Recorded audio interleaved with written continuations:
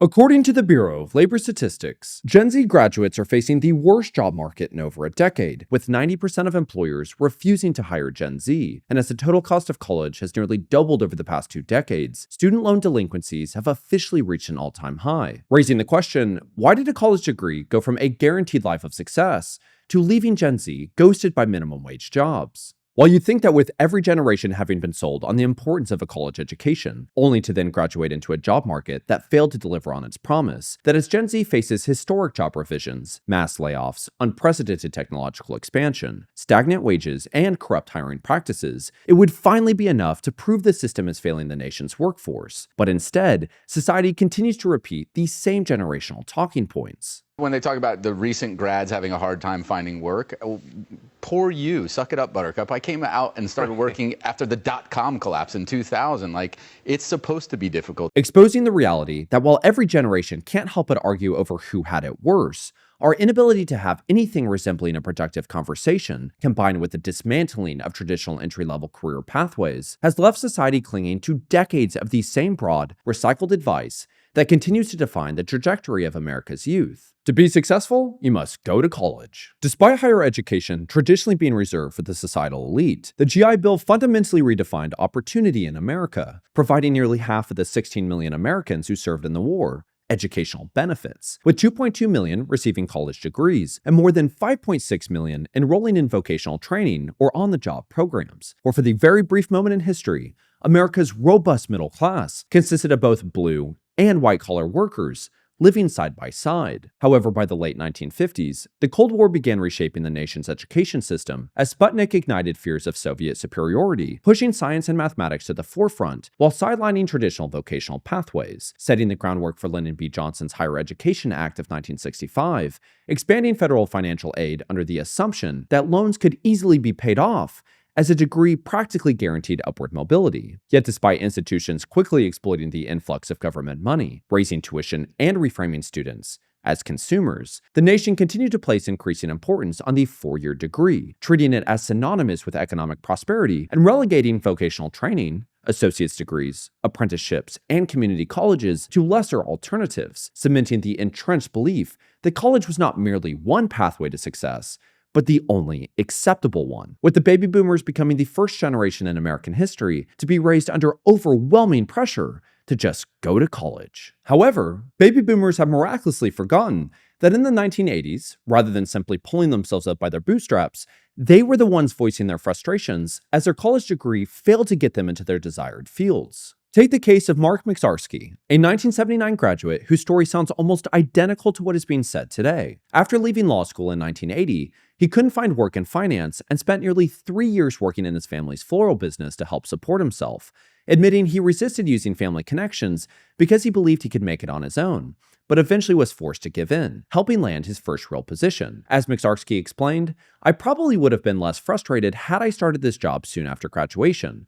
But since I've been working for 3 years, I feel like I'm paying my dues all over again, which might be palatable if my salary were higher." His starting pay was just $11,500 a year, about $38,100 today, or barely $1,000 less than the median Gen Z salary. And while the 1983 job market actually favored those who pursued specialized training, the advice boomers later passed down to their Gen X and millennial children remained unchanged. To be successful, you go to college. Gen X, adhering to the same societal promise their parents had received, once again voiced unbelievably similar concerns throughout the 1990s. As John Conway, an intellectual property lawyer, reflected in 2001, "We are stuck in entry-level jobs, and the income didn't increase with the cost of living. Everything is delayed, from home buying to child rearing. In the middle of the game, the rules changed, and the bar for success was raised beyond our means once again." But rather than redefining how the nation's future could combat these rising costs and stagnant wages, the advice passed down to their millennial and Gen Z children remained the same. To be successful, you must go to college. By 2008, millennials became the most educated generation in history,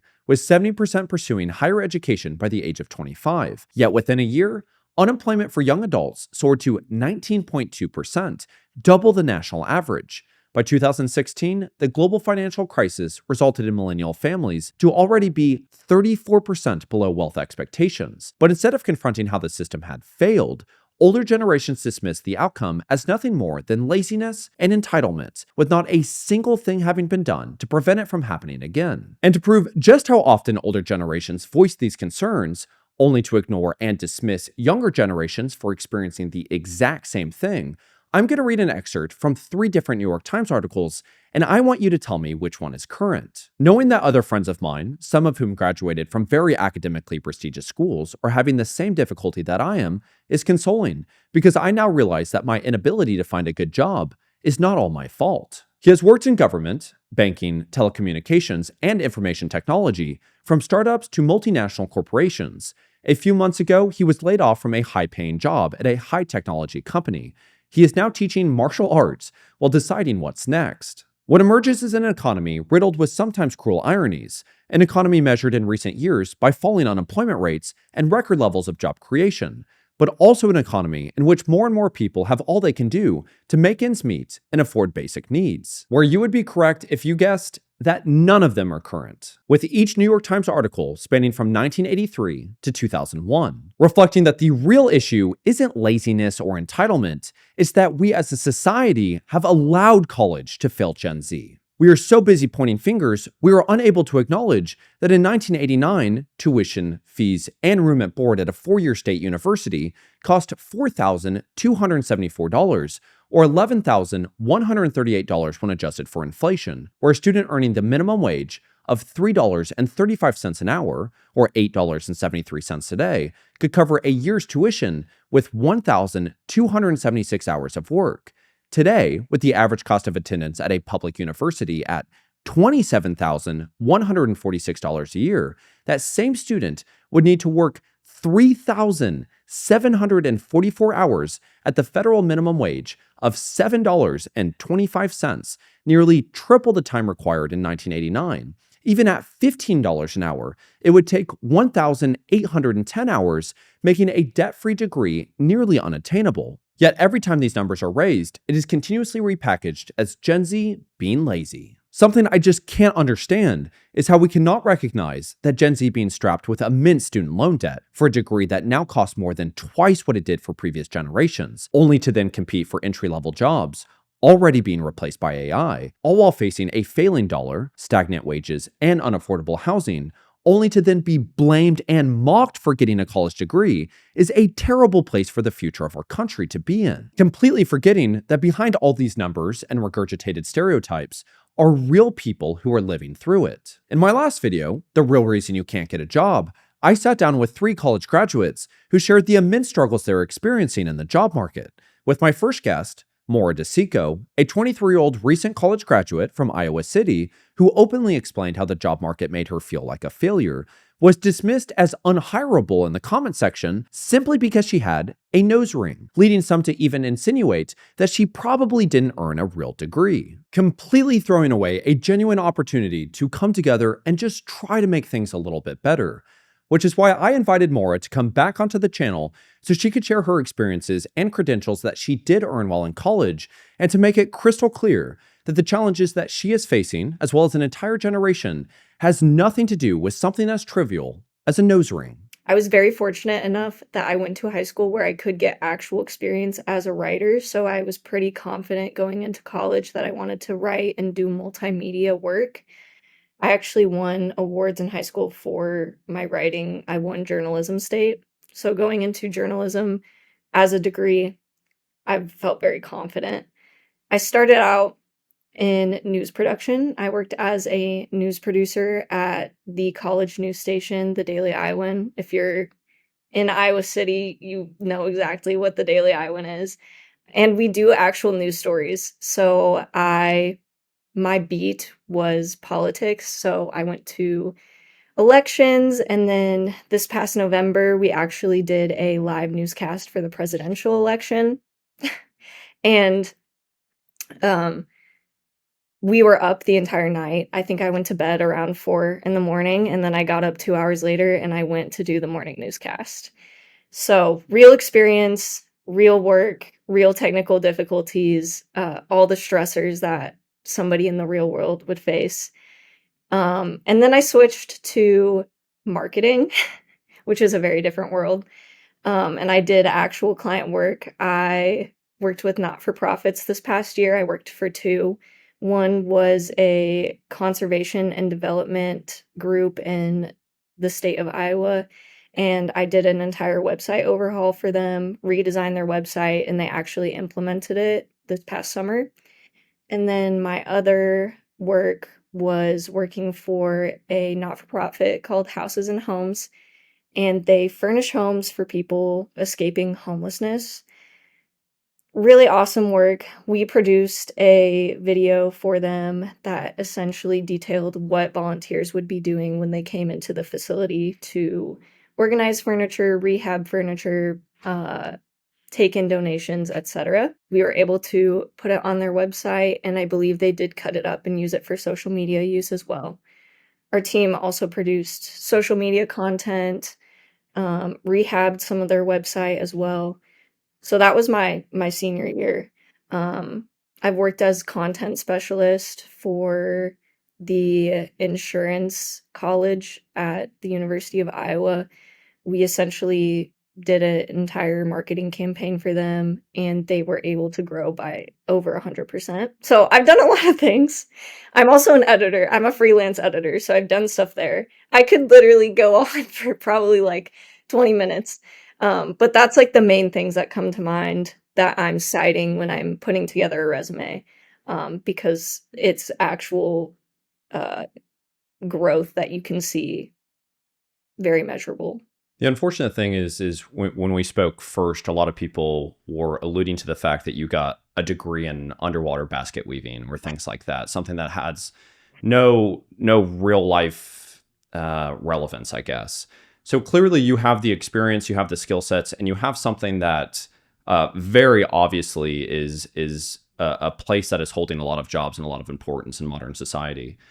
What are your thoughts on how did college actually do much to be able to help you get anything? I mean, now you're unable to kind of get a job with all the experiences you have. What are your thoughts on somebody alluding to the fact that you got a degree in nothing and then having all of this experience and still being unable to get a job? Not to mention probably the amount of money you had to spend to go to college. Yeah. I mean, I think it's funny. A lot of people commenting this are people who are not aware of what it's like to be working in modern day America, or trying to find a job in modern day America, I should say.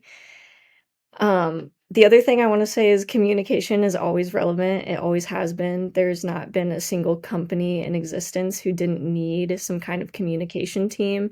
If they didn't have it, they either had to hire one or they went out of business.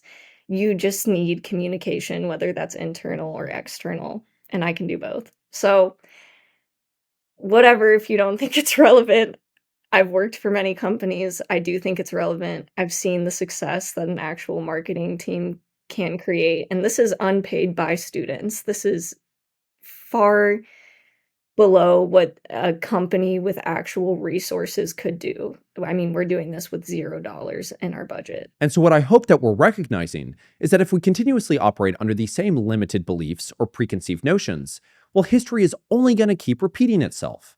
Each generation will continue to emerge into adulthood, facing worse economic conditions than the generation prior. We have to just stop telling everybody, go to college and you will be successful. It doesn't work, and it's never worked. Maybe right after World War II it worked, but since then, largely speaking, it has not worked. And the one talking point, or the one fact that supports going to college, other than getting an education and some of these things, the societal talking point of why you go to college is because you make more than those that don't have a degree. We have to flip that conversation and say, the reason they make more is because we've gutted the systems that were supposed to help those that didn't go to college. You shouldn't have to spend $40, $50, $60, $70, $80, $90, $100,000 to get a college education and not get a job, when at one point, being a human being, dressing somewhat nice and having a good handshake or whatever, was enough for you to be able to get a job. You had qualities of being a human being, some moral standards, some respect for yourself, and with the right training, with the right guidance, you could get a job. And to be able to then go get a college education was something even more. It showed that you had discipline, you had experience from what college was providing.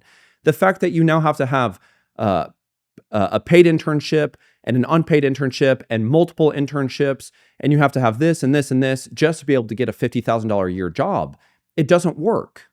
And with the amount of people that are not finishing college, the argument isn't working anymore. And we're seeing young person after young person after young person after young person designating or dictating the rest of their lives at 18 because they are told if you go to college, you're going to be successful.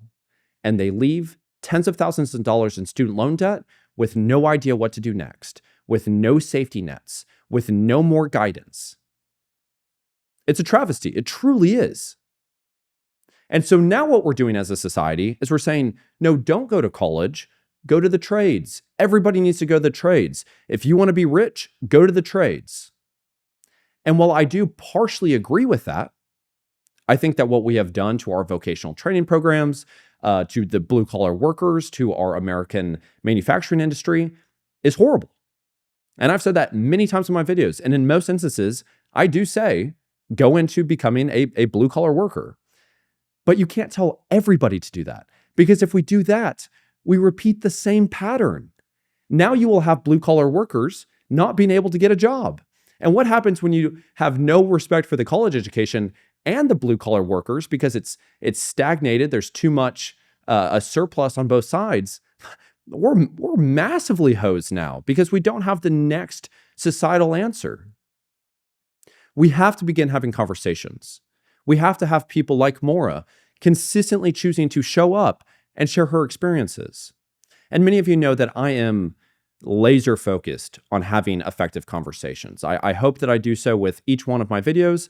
And I also hope that you recognize at the end of all of my conclusions, I say that none of this matters if we do not begin to have productive conversations. We do not have the luxury of wasting time or doing snarky little comments and things like that. We have a very small window to hopefully make a difference. And in efforts to be able to do so, as many of you know, I'm trying my best to be able to give the microphone to you so you can use your voice as a tool for a better tomorrow. I have officially launched my Patreon. I have a lot of things that it's built entirely to be a community center to allow us to operate in the best of our ability to pursuing a better tomorrow, to making an actual change. I have access to a limited Discord, which I very carefully set it up to be able to have a lot of grassroots operations within that. I've set exclusive podcasts to be able to actually give you, yes, you, the opportunity to have the microphone to share your story, to be able to unite us in some sort of way. I have conversations set with a professional movie watcher, a physical therapist, a primary care physician, a truck driver, a 25-year-old welder, an entrepreneur, a robotic engineer, and a 25-year-old lawyer. Those are just the most recent ones. And I think that's going to be really great to be able to hear alternative perspectives and not just the wave of what society is telling you to do. I have exclusive videos where I'm going to be doing the full-length interviews with some of these individuals, as well as things that I'm just talking about or thinking about, things that I can't say on this channel, ways that I can be able to kind of get the progress hopefully moving a little bit quicker. And as many of you know, this is all in pursuit to be able to fund a 3 to 6 month road trip throughout the working class cities of the United States, and to be able to provide a lot of resources to the families that I meet. If they want to be able to go to a vocational schooling and they can't afford it, that I can help them with that. If they need some repairs on their home, I can help them with that. If the provider of the house has had an injury they haven't been able to take care of because they've been having to work, I want to be able to give them the resources to take the time and to take care of themselves. We have to have everyday people showing up and doing the best that they can. This is my way to be able to provide some stability for myself, to be able to hopefully help even more. And to kind of just conclude it, Maura is actually going to be the one that edits the videos. So I'm bringing her on, and that shows you that a comment on a video turned into not only her being able to use her skill sets as a tool to hopefully provide a better tomorrow, but she's also getting compensated for it. So there are ways to be able to make a difference. There are people that care. And lastly, when this video goes out, it is actually my birthday. So if you would like to support a little bit more, if you have something to give, I would greatly appreciate that. I know that you work very hard for your money. I do not take that for granted. And every single time I make this video and everything I've done with the Patreon, I always try to put my best foot forward and provide as much value as I possibly can. So I just want to thank you. I want to thank you for everything. You know, at this time last year, we had just hit about 25,000 subscribers. We're now at 150. This shows that we're hitting the right chords. We're talking about the right things. And I couldn't do this without you. So you are a part of this. You have also hit 150,000 subscribers. So it's a great time for all of us. There is a lot of things that we have to do, but we have to have conversations and we have to have the courage to listen and to speak. And I believe that we can do that. And I'm going to do my best to continuously offer a platform to allow us to do that. So thank you all so much. I hope that this provided value. Until next time, bye-bye.